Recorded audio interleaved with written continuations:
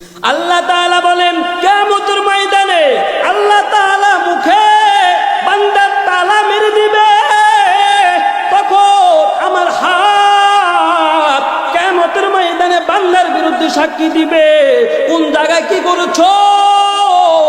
এ হাত তোমার বিরুদ্ধে সাক্ষী দিবে, পাও তোমার বিরুদ্ধে সাক্ষী দিবে, এই চক্ষু তোমার আমার বিরুদ্ধে কাল কিয়ামতের ময়দানে সাক্ষী দিয়া দিবে।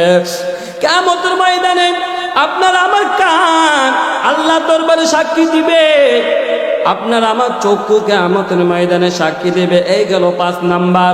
6 নাম্বার, কিয়ামতের ময়দানে আমাদের শরীরের চামড়া আপনার আমার বিরুদ্ধে সাক্ষী দিবে।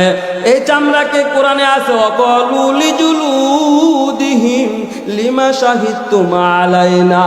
আমরা সবাই বলবো রে চামড়া আজকে কিয়ামতের কঠিন ময়দানে কেন আমার বিরুদ্ধে সাক্ষী?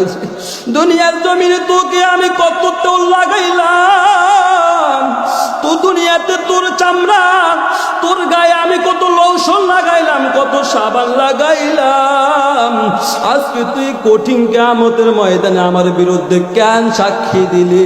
চামড়া তখন বলবে আমার আল্লাহ আমাকে হুকুম করেছে, এই জন্য আমি আজকে তোমাদের বিরুদ্ধে সাক্ষী দিলাম।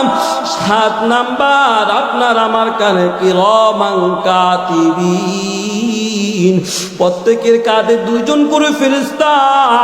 সব ফেরেশতা, ওই ফেরেশতাগুলো কাল কিয়ামতের ময়দানে আপনার আমার বিরুদ্ধে আমল নামা পেশ করবে।